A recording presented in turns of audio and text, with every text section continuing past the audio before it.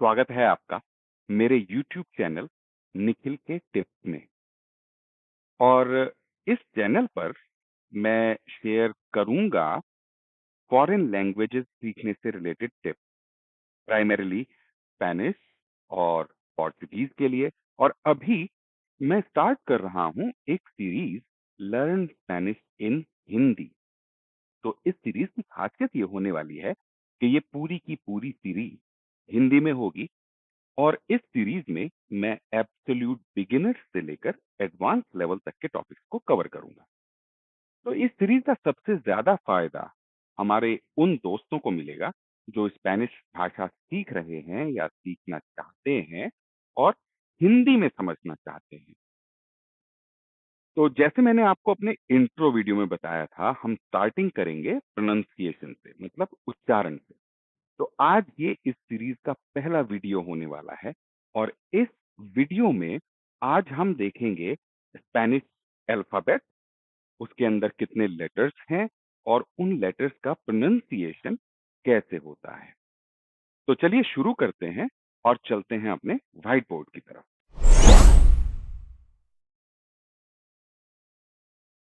कि आप देख सकते हैं यहाँ एक टेबल है और उस टेबल में मैंने बनाए हैं 4 कॉलम।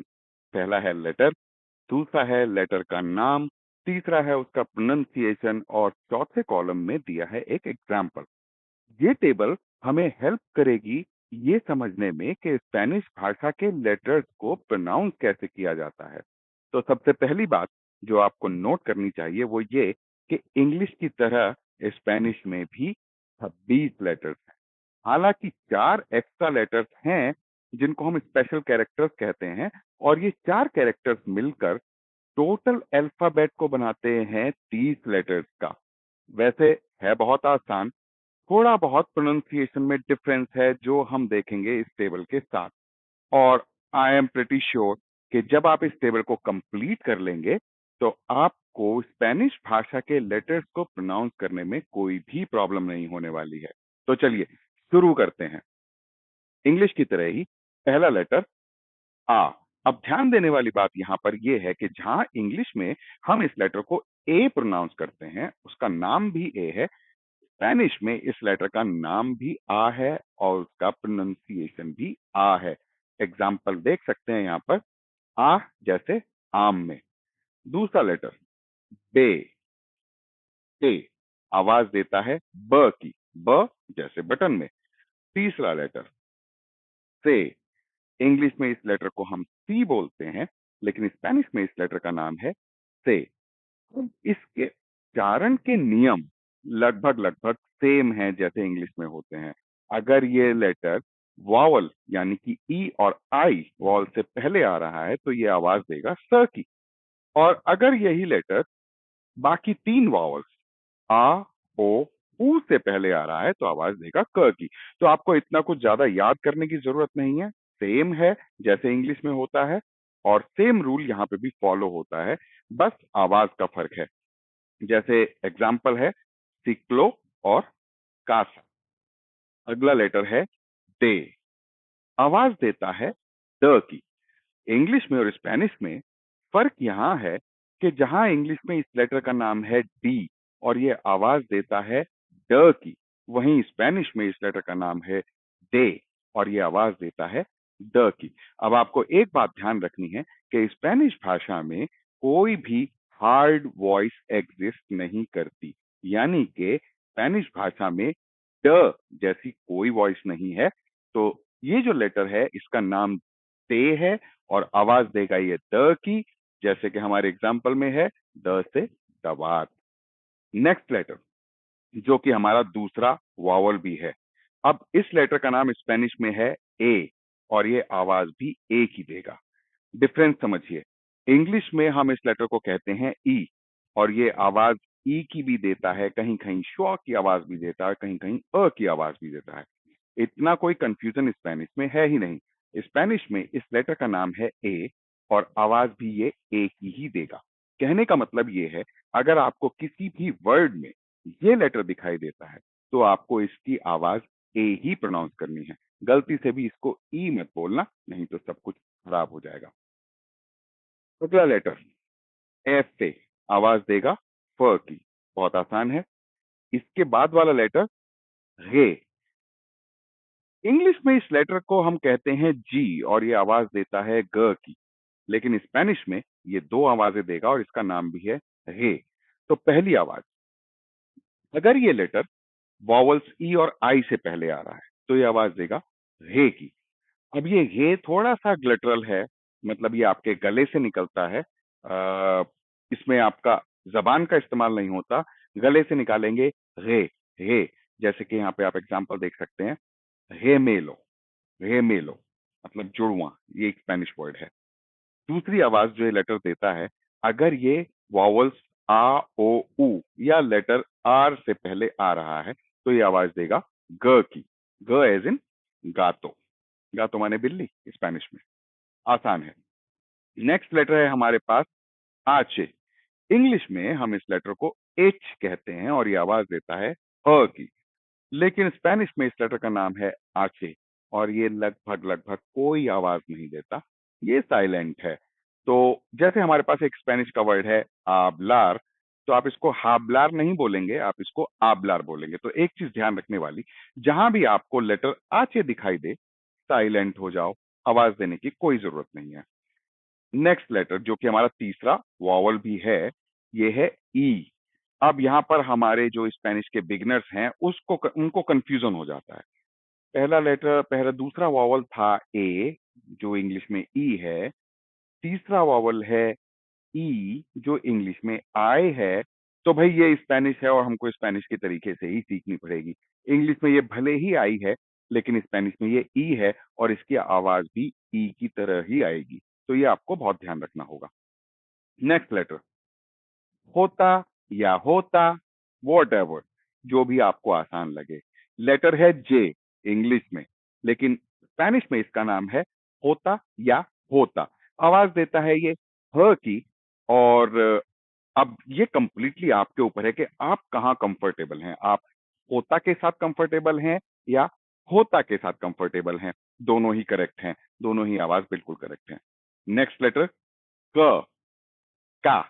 लेटर का नाम है का, आवाज देता है क की, लेकिन क्योंकि स्पेनिश भाषा में ओरिजिनल वर्ड्स ऐसे नहीं हैं जिसमें इस लेटर का इस्तेमाल होता हो, तो यहाँ पर हमने कोई एग्जाम्पल भी नहीं लिया। लोन वर्ड्स मतलब कि जो वर्ड्स दूसरी भाषाओं से लिए जाते हैं उसमें भले ही ये इस्तेमाल होता हो और वहां पे इसकी आवाज क ही आएगी। नेक्स्ट लेटर एले, आवाज देगा ल की, नाम है एले। नेक्स्ट एम ए, आवाज देगा म की। उसके बाद एन ए, आवाज देगा न की। और नेक्स्ट लेटर है चौथा वावल जो कि है ओ। अब सुकून की बात यह है कि ये इंग्लिश में भी ओ है और स्पेनिश में भी ओ है, तो आप इसका नाम भी ओ है और आपको इसका प्रोनाउंसिएशन भी ओ की तरह ही करना है। Very simple. नेक्स्ट लेटर पे, नाम है पे और आवाज देगा प की। उसके बाद कू, इंग्लिश में ये क्यू है लेकिन स्पेनिश में इसका नाम है कू। यहाँ पर क्यू जैसी कोई आवाज नहीं है, कू, और आवाज देगा क की। अब इस वाले क से स्टार्ट होने वाले वर्ड्स स्पेनिश में बहुत हैं, तो इसलिए जहां भी आपको कू लेटर दिखाई दे, आप उसकी आवाज, उसका प्रोनाउंसिएशन आप क ही करेंगे। नेक्स्ट लेटर है एरे। अब ये जो अंग्रेजी का आर है, हमारे स्पेनिश में आकर इसका नाम हो जाता है एरे और ये आवाज देता है र की। हालांकि अंग्रेजी से थोड़ा सा ज्यादा रोलिंग होता है, र, र, इस तरह से। नेक्स्ट लेटर है ऐसे, आवाज देगा स की। उसके बाद है ते और जो आवाज देता है त की। जैसे मैंने आपको पहले बताया था कि स्पेनिश लैंग्वेज में हार्ड वॉइसेस एग्जिस्ट ही नहीं करती, तो जैसे कि ड एग्जिस्ट नहीं करता वैसे ही स्पेनिश में त भी एग्जिस्ट नहीं करता। तो जहां भी आपको ते लेटर दिखाई देगा उसकी आवाज त ही आएगी। नेक्स्ट लेटर और last vowel as per English ऊ। अब इंग्लिश में ये यू है लेकिन स्पेनिश में इसका नाम ऊ है और ये आवाज भी ऊ की ही देगा। नेक्स्ट लेटर वे। अब इस लेटर के प्रोनाउंसिएशन में थोड़ा सा वेरिएंस है, क्योंकि स्पेनिश कई कंट्रीज में बोली जाती है, तो कहीं कहीं इसको व की तरह प्रोनाउंस करते हैं और कहीं कहीं हल्का सा ब की आवाज के साथ प्रोनाउंस करते हैं। तो अब ये कंप्लीटली आपके ऊपर है कि आप कहाँ कंफर्टेबल हैं, व के साथ या हल्के से ब के साथ, दोनों ही करेक्ट हैं। आप कुछ भी यूज कर सकते हैं। दोबले वे, सेम केस एज इन का, क्योंकि दोबले वे से स्टार्ट होने वाले भी कोई बहुत ज्यादा या कहूं के ओरिजिनल वर्ड है नहीं स्पेनिश में, इसलिए हम दोबले वे को भी बहुत ज्यादा इस्तेमाल नहीं करते हैं। नेक्स्ट लेटर इक्कीस। इस लेटर का नाम है इक्कीस और ये आवाज देता है आधा क और स को मिलाकर जो आवाज आएगी वो आवाज ये लेटर देगा अक्स की। उसके बाद है ई ग्रिएगा, जो इंग्लिश में वाई कहलाता है वो स्पेनिश में कहलाता है ई ग्रिएगा। दो तरह की आवाजें देगा। जब ये किसी वर्ड में इस्तेमाल होगा तो ये आवाज देगा य की, और जब ये स्टैंड अलोन मतलब अकेला होगा तो ये आवाज देगा ई की। इस लेटर को हम स्टैंड अलोन यूज करते हैं और उसका मतलब होता है एंड। तो हम ये इस लेटर को हम यूज करते हैं दो नाउन्स को या दो सेंटेंसेस को या दो क्लॉजेस को कनेक्ट करने के लिए। तो जहां भी एंड का सेंस होता है वहां पर हम इस लेटर को यूज करते हैं अकेले को, और जब हम इस लेटर को अकेले यूज करते हैं तो इसका प्रोनाउंसिएशन होता है ई। ठीक है। उसके बाद लास्ट लेटर सेता। अब इसमें बहुत ज्यादा कंफ्यूज होने की जरूरत नहीं है, ये भी त की आवाज ही देगा। अब बात करते हैं स्पेशल लेटर्स की या स्पेशल कैरेक्टर्स की। तो पहला स्पेशल लेटर है जो दो लेटर्स के कॉम्बिनेशन से बना है, से और आचे, और ये आवाज देता है च की। बहुत सिंपल है। तो जहां भी आपको इस लेटर की ये दो लेटर्स का कॉम्बिनेशन दिखाई दे किसी भी वर्ड में, आपको आवाज देनी है च की। उसके बाद है य, या लेटर का नाम है ये, और ये डबल एल है, दो एल एक साथ हैं लेकिन इसका नाम हो जाता है ये। एक चीज जो बहुत कॉमन मिस्टेक मैंने नोटिस की है स्पेनिश बिगिनर्स के साथ, कि वो इस लेटर को एलिए प्रोनाउंस करते हैं, जबकि वो बिल्कुल गलत है। और एक बार अगर आपकी ये आदत बन गई इसको एलिए प्रोनाउंस करना, तो आप आगे तक इसको एलिए प्रोनाउंस करेंगे, जो कि बिल्कुल गलत है। तो ये चीज आपको अभी ध्यान रखनी है, ये एलिए नहीं है, ये है, और ये आवाज भी य की देगा। एक बहुत ही करेक्ट एग्जांपल दूं, तो जैसे आप बोलते हैं भैया, अब इसमें जो ये आधा य और य वाली आवाज है, सेम वही आवाज इस लेटर य की है। ठीक है। आगे जब एग्जांपल्स आएंगे तो हम उसको देखेंगे। नेक्स्ट लेटर है न्य।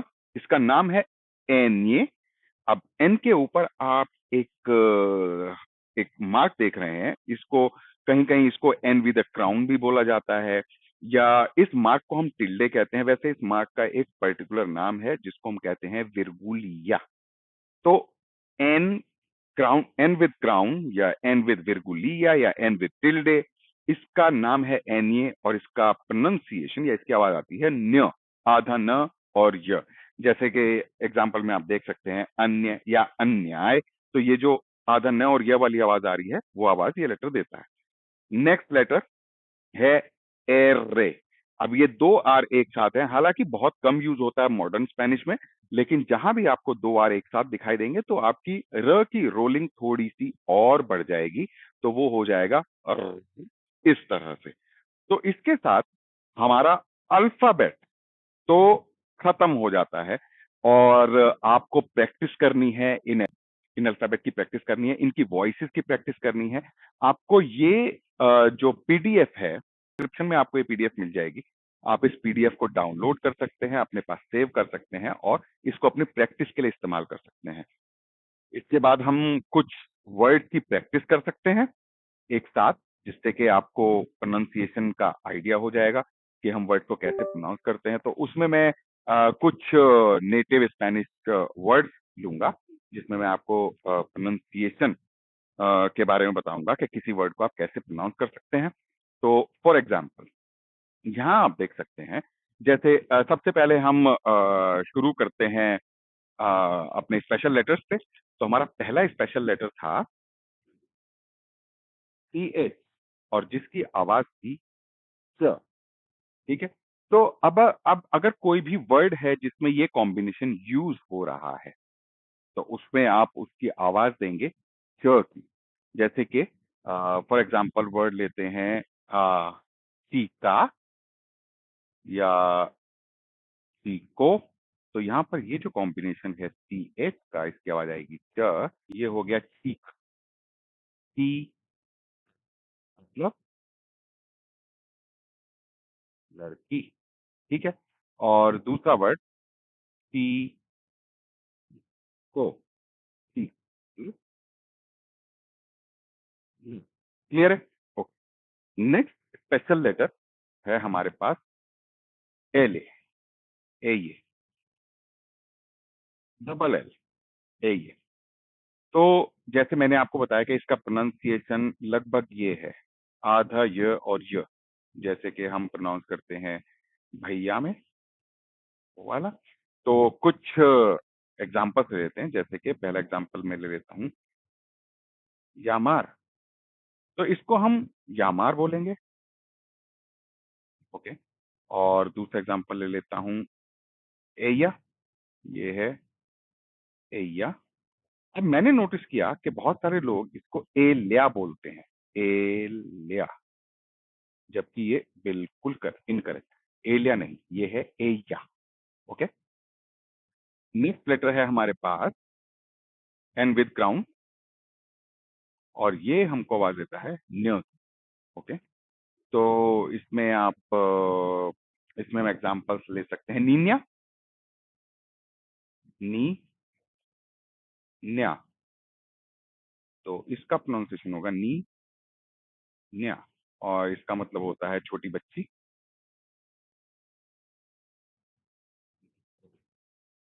और उसके बाद हमारे पास बचा एर्रे।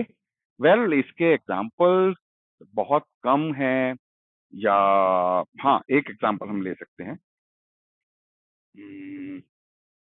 टोरो,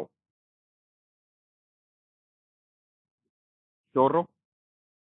तो इसमें र की जो रोलिंग है वो थोड़ी सी बढ़ जाती है। या फिर आप ले सकते हैं एक एग्जाम्पल, गुएर्रा, गुएर्रा।